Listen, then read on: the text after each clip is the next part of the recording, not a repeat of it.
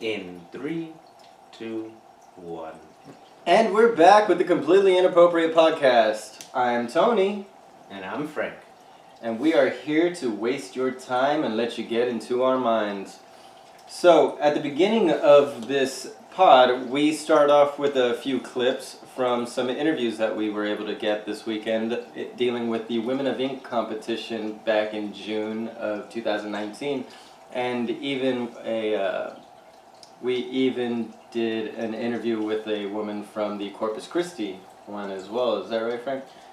Yeah. This year, there was a scandal going on the beginning of this year and here in June, but apparently it's been going on. This competition has been going on for 5 years, and no one has gotten paid. And it's not just this competition; it's other competitions such as Little Miss Corpus Christi. Yeah. So we've heard that this guy Tony Martinez is involved with several different competitions, like Frank said, the Corpus Christi competition, Women of Ink competition, Little Miss Corpus Christi. He's involved with several things, but the only one that we've heard about so far, people not getting paid from, is the Women of Ink competitions. And that's not just the McAllen one, but the Corpus Christi one as well. And the guy keeps saying that he's going to send money, and he's sent like $50 here, $100 there, but people are still owed over, $1,000 here, $1,000 there, a couple hundred here. And you heard one of the women say in the interview, that one of them got paid $100 and the other one's concerned. One of them didn't get paid her money, which was just $100. But then we have an interview from another girl who's like, I got my $100, but I asked if it was gonna affect these other women, and apparently it did. Like the guy can't scrounge together $100. I'm sure he got paid for every one of those things, but he can't scrape together the money that he promised to the contestants in the first place. It's fucking bullshit. Yeah, like normally someone would have already the money set up before they rent the venue, and then the ticket sales for the venue would make up for the renting, and then fucking profits, whatever's left over is profit. It's just economics. Yeah, it's basic economics. Don't spend, don't buy on credit. And basically he promised everything on credit instead of collecting the money firsthand to even run the thing properly. And then what I'm understanding is that it wasn't going so well up in Corpus, so he decided to do one in McAllen and get more sales, but there's always just the same. And I'm like, okay, so why would you try McAllen? Why not Austin, which is closer and they're more open about tattoo culture? Yeah, you hear about these scams all the time where you borrow money from Paul to pay Jim, and then you never pay Paul back. You end up, borrowing money from Steve to pay Paul, and you're always owing somebody money because you're just borrowing money to pay back the last guy you fucked over.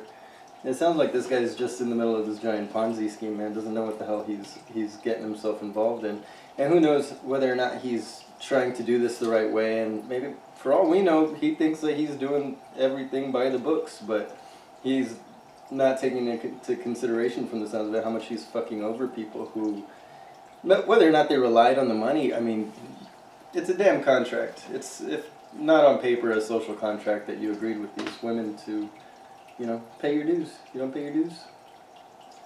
Yeah, I was thinking also, but then I brushed it off. I'm like, well, what if this is a case of, mental illness, that the guy isn't mentally up to par to run a business? Nah, he sounds like a narcissist. Yeah. That's such conjecture. There's no way. I mean, unfortunately, we weren't able to get an interview from him. He never got back to us, never gave us a call, not even a little email saying, hey, I'm trying to resolve this. I know I'm having it. Like, you would expect some sort of defense to come from the guy. If not for us, the rinky-dink podcasters, you'd think he would have responded to the Corpus Christi News that ended up doing a short story on it. Doing an interview with Roz Monster, right? I think she was the one that was on there. Roz Monster and Brittany, I can't remember her last name. Sorry, Brittany, but yeah. Well, that's fine. Well, so Roz Monster was actually the winner, right?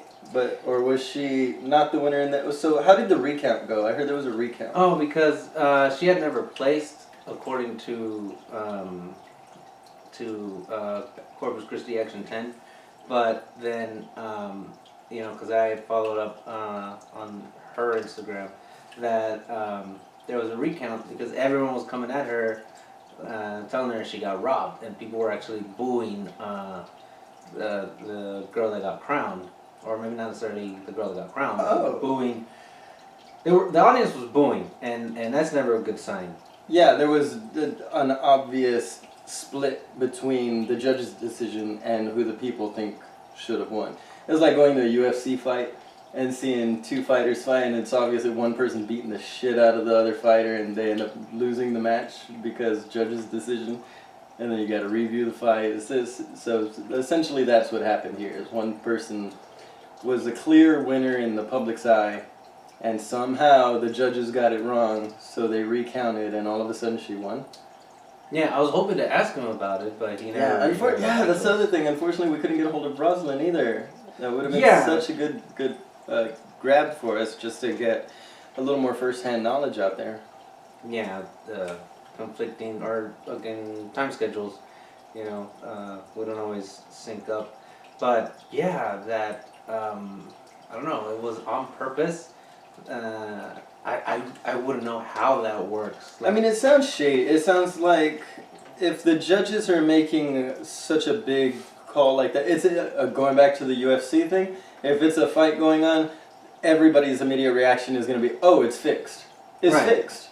It just happened to be another situation where somebody was supposed to win based on their merit, and because it was fixed, the only difference here is that it was found out immediately and the recount was done on the spot and she was given the proper credit due. Unfortunately, that didn't come with the rewards that she was supposed to, or awards that she was supposed to receive. Yeah, my question is, did he tell the judges, don't let Rosalind win?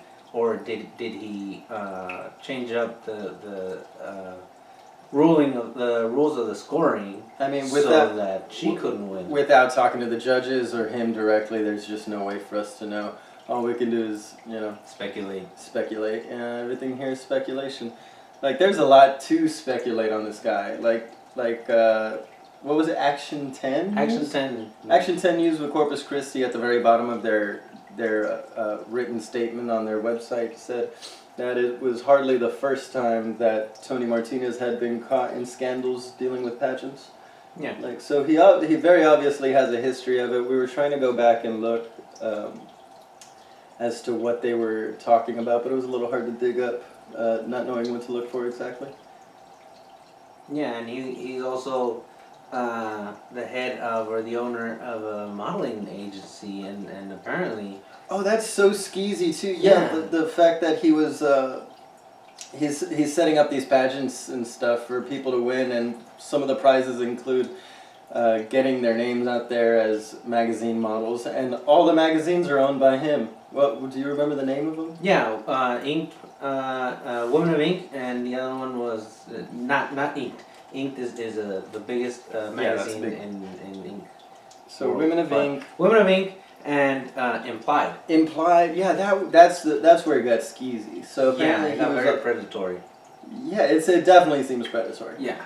Because the guy is telling them, hey, if you win, you get a small modeling contract where he's the photographer, and it goes into his magazine where it's supposed to be implied nudity.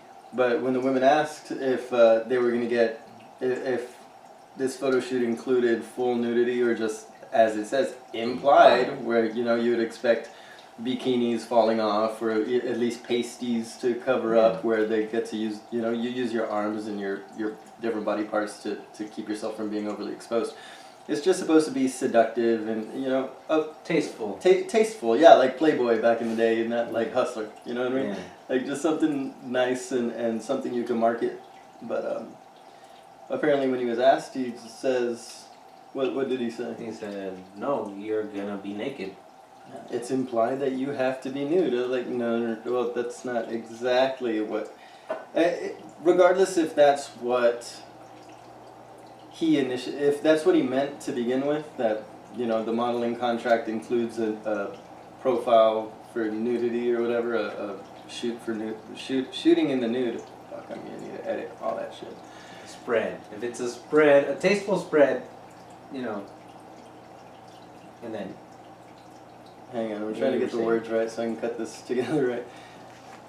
So if he's going to go in and offer people a contract, it should be up front that nudity is going to be a required thing for the particular magazine. You can't just give somebody a blank, a name of a magazine like implied. Like implied could be any type of magazine. Yeah. Really, it's such a kind of generic name. But no, that's so fucky, man. All these women who expected to have a good deal come up to them and something to come out with ended up being scared away from this predatory behavior. Yeah, and another incident was that, you know, the guy was asked, Tony was asked, or no, he wasn't asked, but he told one of the contestants, maybe some, that, yeah, if you cash that check right now, it's not going to go through. You know, so wait. Well, we touched on that in the last episode, how, you know, we were concerned that he was giving bounce checks, so he said it himself, like, hey, here's a check, it's gonna bounce, hold off on cashing it. Yeah, the one I'm referring to was actually a contestant. So she got the, well, that's what I'm saying. He told her, here's the check, don't cash it yet. Yeah. Do you know if she ever cashed it?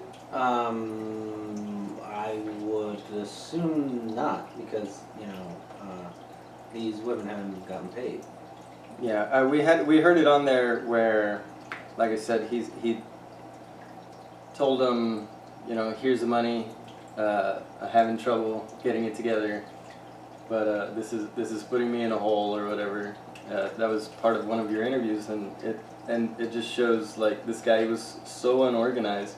He's pulling money from his own pocket to make these payments, which means all the money that was made is spent already. You know, if he made any money off of these things, he spent so much of it that he doesn't even have the savings for it to pull the money from.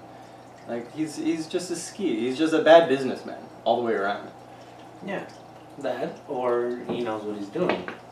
You know, in order to scam the system. Yeah, scam these women and children. That's the most fucked up part. How can you fucking steal money from children? You know? Well, now that's another implication that I'm not comfortable with even talking about that, because we really have no idea what he's done with the Corpus Christi, the Little Miss Corpus Christi pageant. Like, for all, did you get any information verifying that? I have. Let me look it up.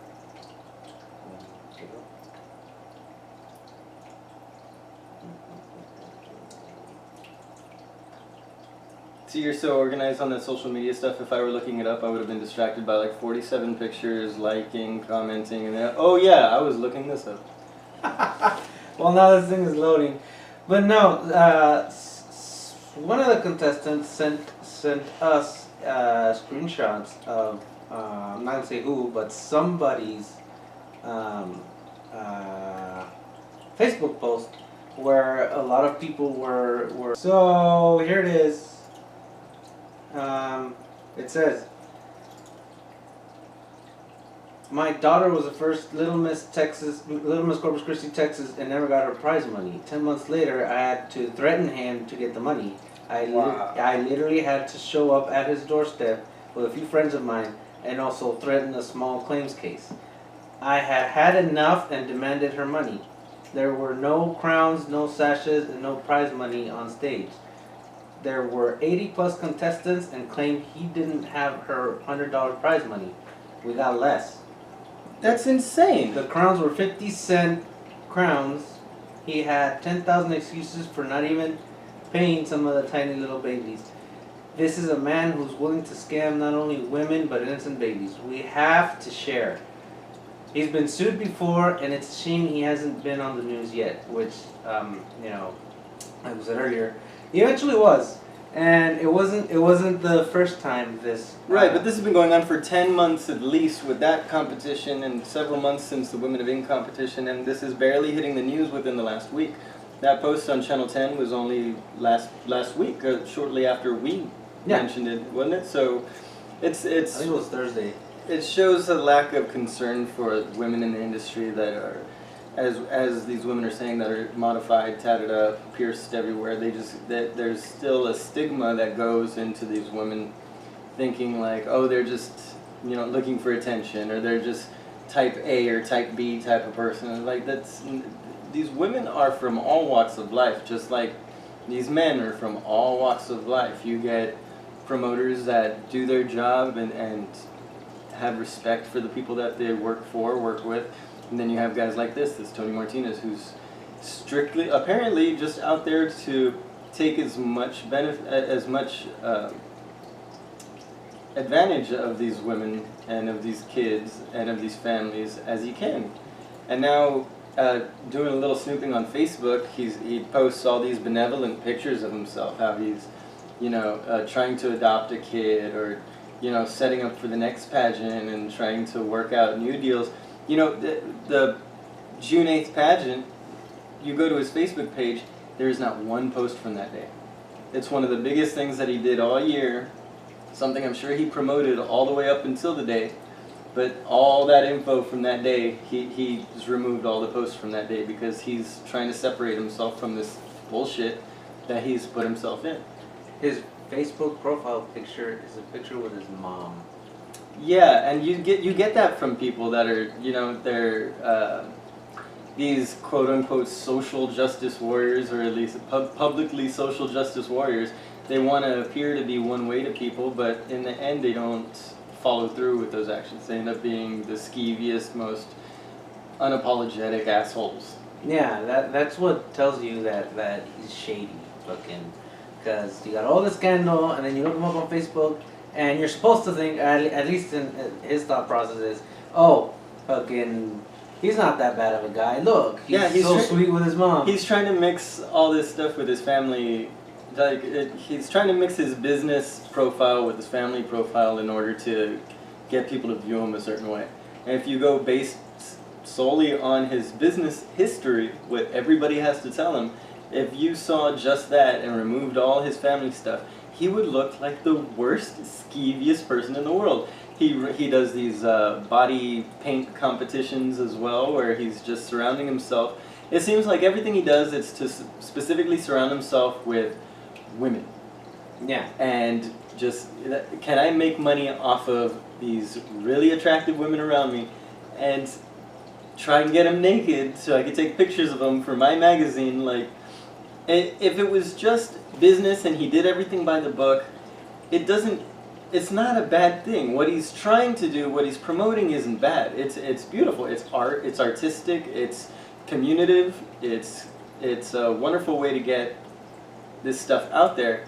But he's using these wonderful tools that are available to us now in society, that we're available to get together now. These pageants, these tattoo conventions, these body paint conventions, this really cool stuff, and he's using it solely for personal gain, not caring who he fucks over or who he lets down. It needs to stop. It needs to stop, and we're doing our best to get all this information out, not just for the women that have gone through it, but to prevent anybody from trying to sign up for this crap that he puts on in the future. Like, just make sure fucking Tony Martinez has nothing to do with whatever competition you're fucking getting yourself involved in, because he's gonna fuck you up.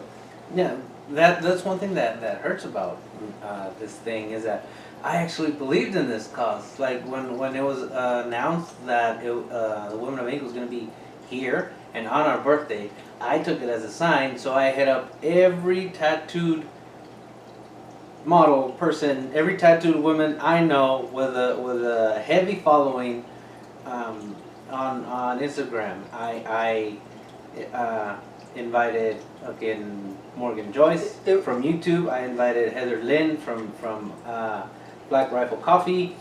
All these women I follow, I support. Yeah, you wanted to advocate for. You wanted to get the word out, because it was such a cool opportunity for, not just for the girls, but for the valley, for our location as well, because it's still a growing town, growing city, growing area, and something like that's just good for the local economy. It's good for exposure to people that are usually a little closed-minded to stuff like this. It allows them to see you know, the beauty and the fun in it, and the wholesome nature that goes along with people that are the modified community, rather than just seeing like biker gangs on TV all tagged up with the biker babes on the back. Like, that's not what these girls are. These are all mothers, their daughters, their friends, their families, that they're going along there too to see them and to root them on.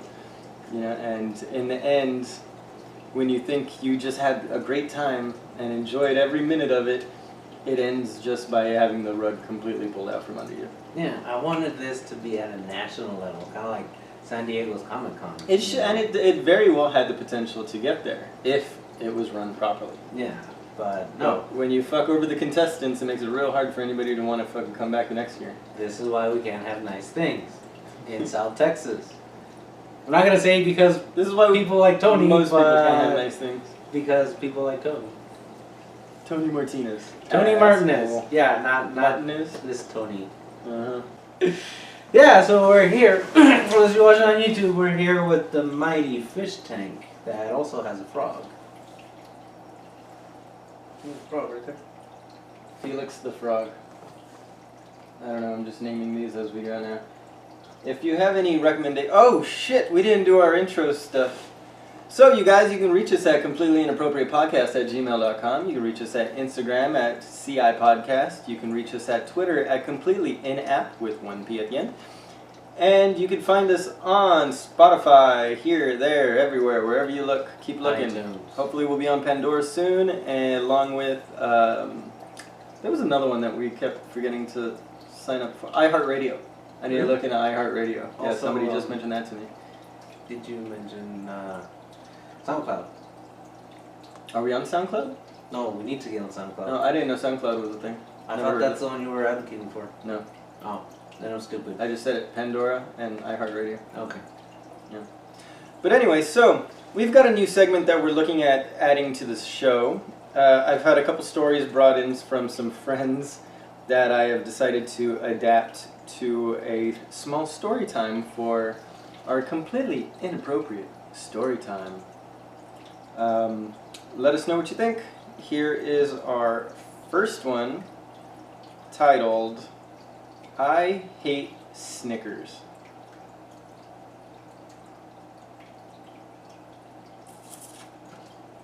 I hate Snickers. I used to love them. The nougaty crunch with peanuts and milk chocolate, what's not to love? Every day in my backpack, in my room, in the freezer, there was always a Snickers bar around. I was in the heyday of my hormonal shift. A geeky kid whose growth spurt left my pants about an entire inch above the ankle of my shoes. The Snickers came out of my bag every time I longed for the girls never willing to give me the time of day. Being that I was a shy boy, often teased for my awkwardness and small size up until this fairy tale-like sprouting of my stalks, I had kept my attention for girls to the trusty system of the internet, opting for girls who didn't have to stand next to me to decide if they liked me, and always by my side at the computer was a trusty Snickers bar. I started speaking to this girl online.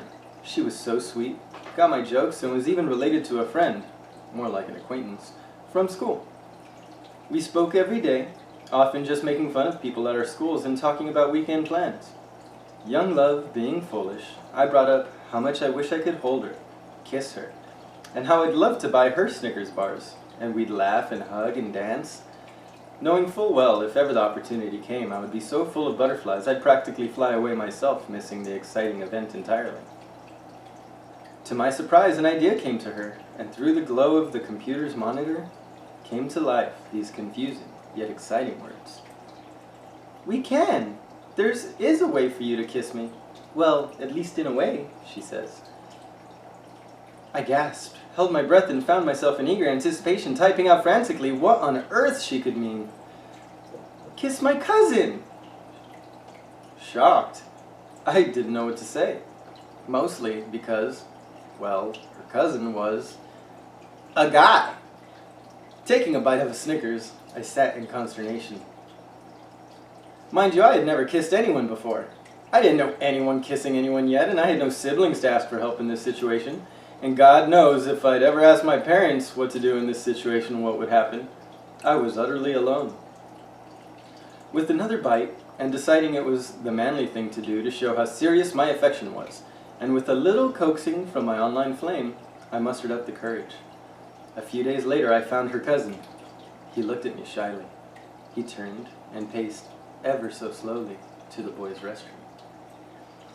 I asked him why on earth he would agree to this. He claimed, "I love my cousin. She would do it for me. I'd do anything for her."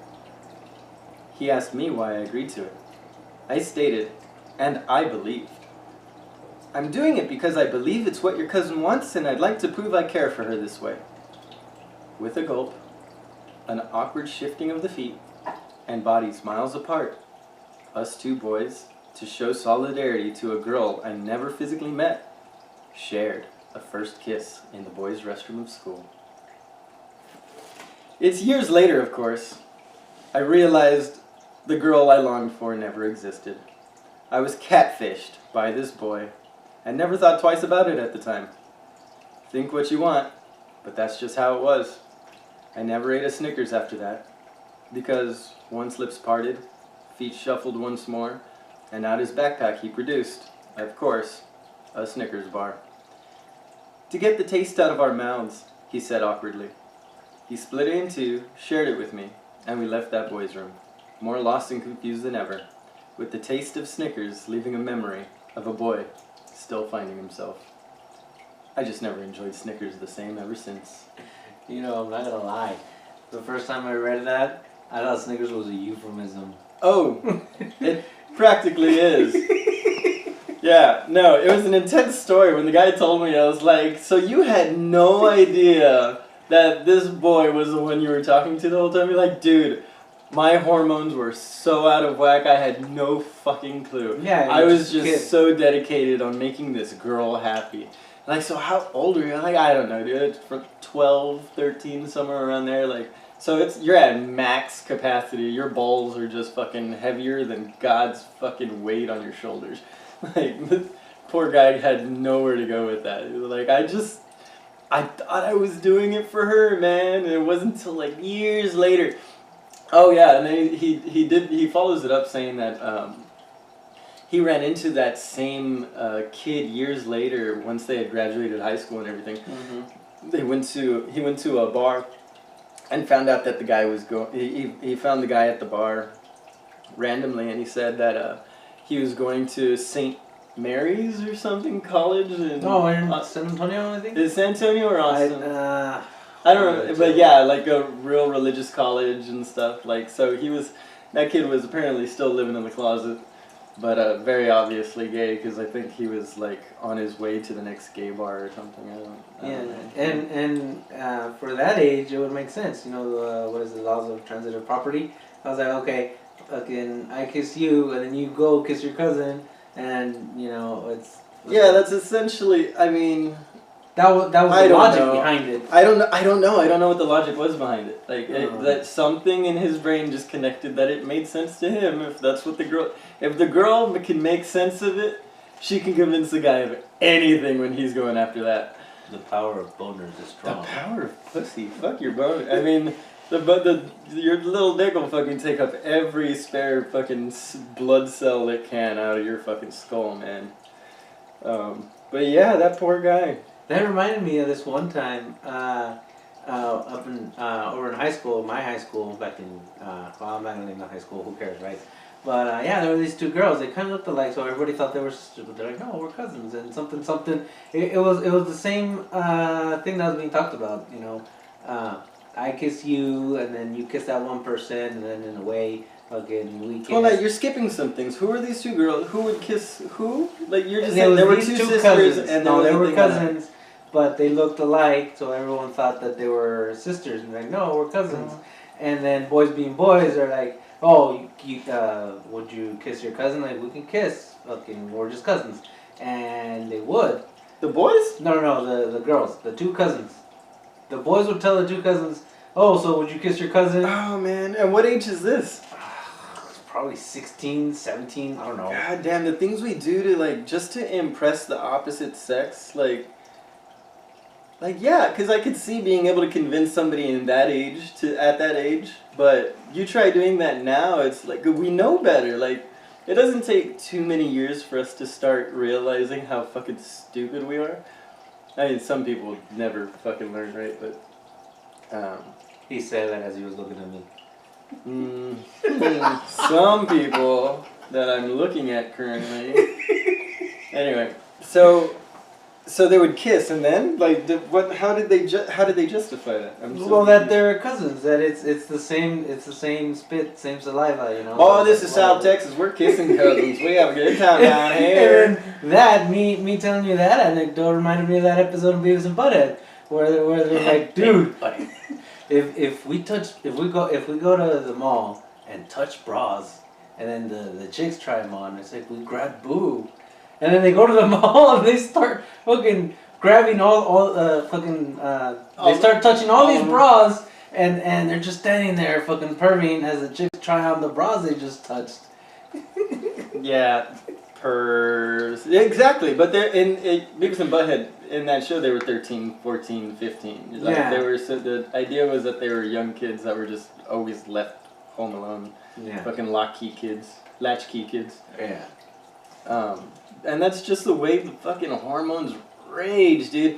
And you know, it's not until I became an adult and started seeing younger girls, like in their early teens, acting exactly like I always felt I acted, just fucking hormonal, so in their own heads, ignoring every piece of advice given to them. Like, for some reason, when you're younger, you feel like the opposite sex just has it more figured out, man. Like, why can't I fucking calm down and be more serious like the girls? And then they're all fucking acting worse than we are, and then their fucking private time, they're just better at not showing it off to the boys. Boys show everything off to the girls. Yeah. But, so, did you ever find yourself in a homoerotic situation? Or have you ever been flirted with them? No, I've been macked on by gay guys, and you know, I'm not bothered by it. If anything, I take it as a fucking, I'm flattered. Yeah, nowadays it's a lot different than it was for like our parents' generation. Back then, if somebody hit on our dads, they'd have to say something or start a fight just to prove their own fucking machismo. Yeah. But no. Nowadays, you hit somebody for being gay, you're just proving you're less of a man than they are. Yeah, you're not being accepting of others. How rude. But no, yeah, when I'm hit on by gay guys, I'm like, yeah, man, fucking go for it, you know, fucking flirt with me all you want. I fucking can't tell when someone's flirting with me anyways. But, yeah, like, I'm so attractive enough that another man is willing to fuck me. Exactly, yeah. Yeah, I feel like when I'm more on my working out grind and I feel like I'm looking good, people are what happened? No, I was just double. Huh? Make sure. Double tapping. I Anyway. don't think say double tap instead of double checking. But anyways, you were saying? I don't remember. So let's move on. Something about hormones and gay, erotic. Oh yeah, no, I grew up in a not homoerotic, but a very homosexual environment. When I started smoking weed and slacking off at school and stuff, the people that were more readily available, they weren't like bigger drug addicts or anything, they were just the people whose parents weren't around, happened to be this group of kids that hung out that were all gay. And I knew them since I was a kid. So, I don't want to talk about this, never mind, cutting this out. No, okay. I need to get into this in more detail. I need to hash it out, make sure I don't say anything that's fucked up for other people. Yeah. Yeah, I gotta think about that more. Anyway, Well, I'm running out of things to say here. Now we even have fucking parades to celebrate someone's gayness. And, Splash? Oh shit. You've heard of Splash at the island? Is it Splash where it's a big gay festival? Yeah. Big gay pride festival over at South Padre Island. June is Gay Pride Month.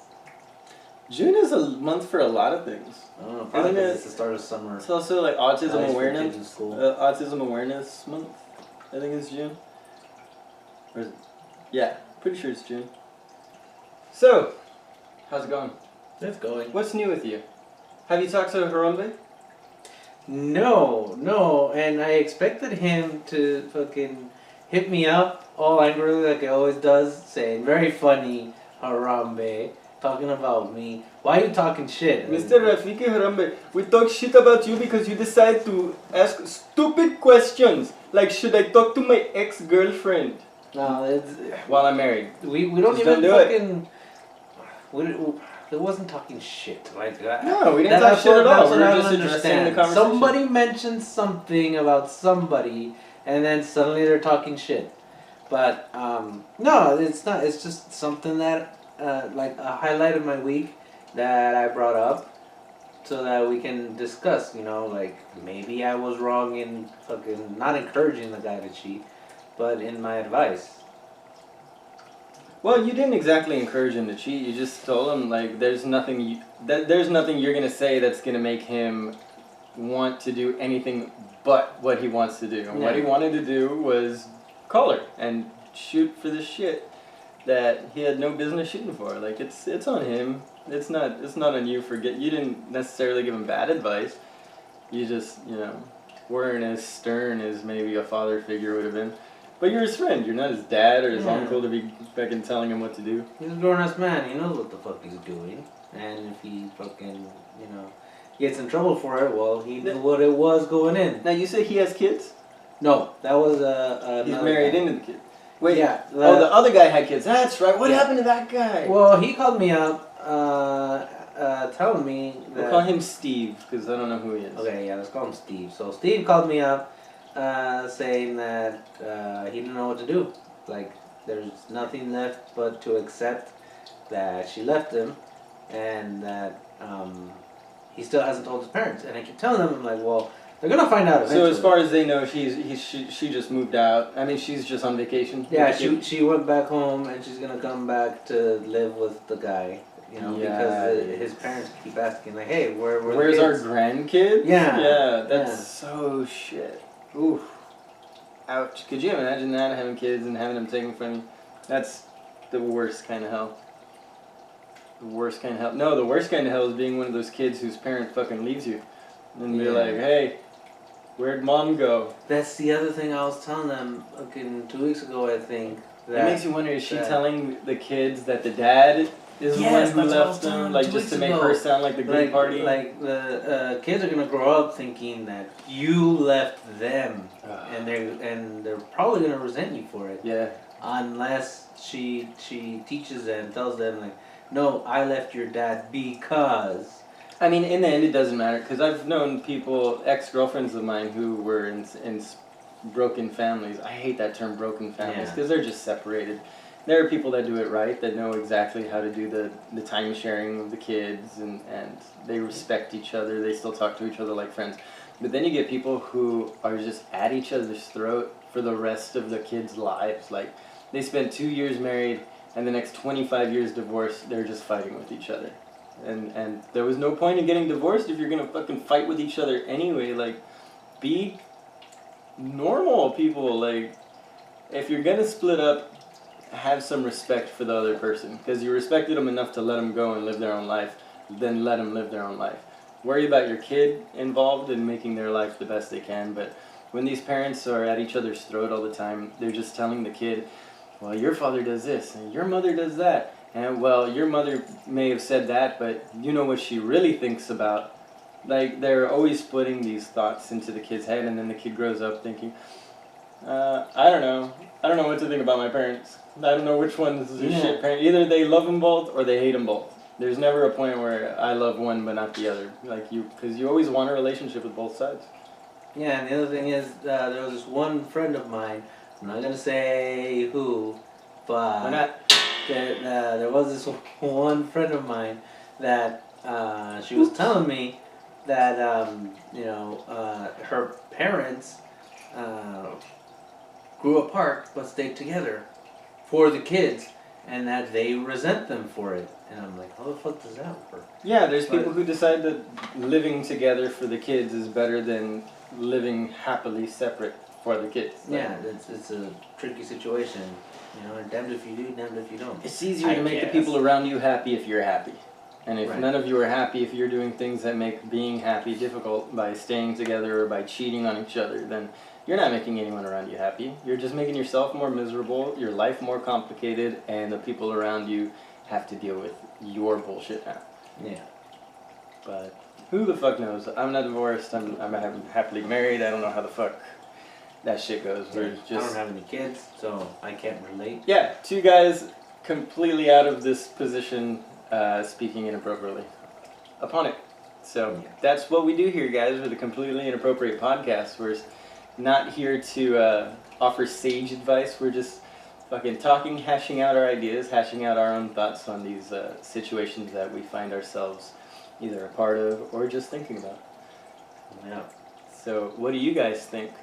As far as this Women of Ink competition, how would you feel if you entered a competition and you were expected to get a prize money, or at the very least, you were a 10-year-old girl looking to get a sash, a participation trophy, and the guy who organized the event tells you, "I'm sorry, little girl, I forgot to buy that shit before the competition.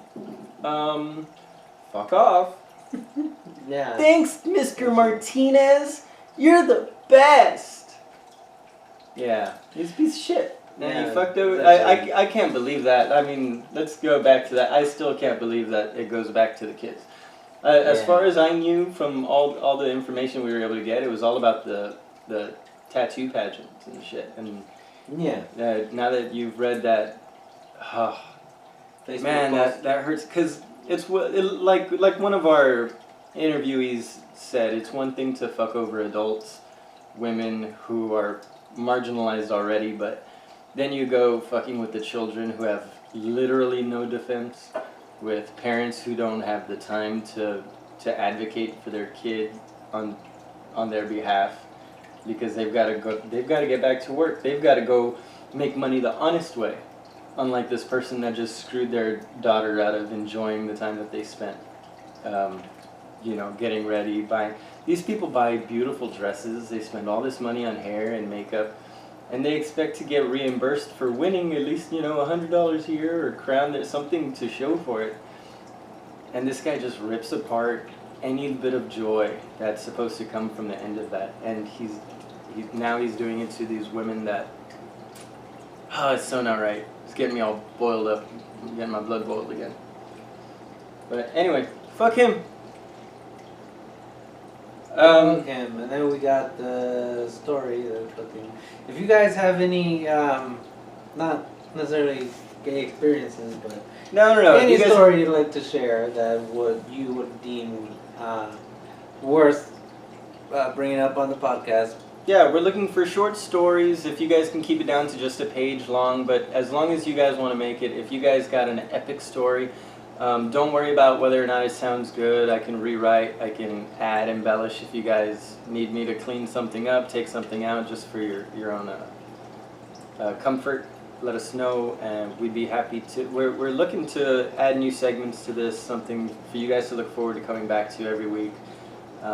Add a little structure to the show. So let us know what you think about these completely inappropriate story times, and let us know your stories so we can adapt them and get them ready for the pod. Yeah, email them to us at completelyinappropriatepodcast@gmail.com. You can hit us up on Facebook at Completely Inappropriate Podcast. There's Twitter at Completely Inapp, and Instagram at CI Podcast. For all your social media likings. That way, if you can't get enough of us, there we are. And if you have too much of us, well, too bad. We're still here. There's more for you to hate on our Patreon page. Once we get that up and running, we'll have the full video available for you guys. Soon. Pretty soon, yeah. Frank's working on the rendering process on the first couple videos to put up, and once we get that going, we'll let you guys know, and you guys can start supporting us in more ways than just your friendly comments and well wishes.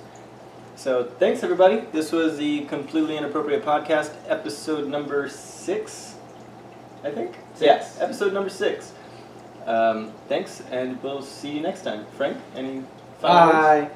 Bye. I'm Tony, and this is Frank. He comes from his mama, and he likes pie. Yep. Take it easy, everybody.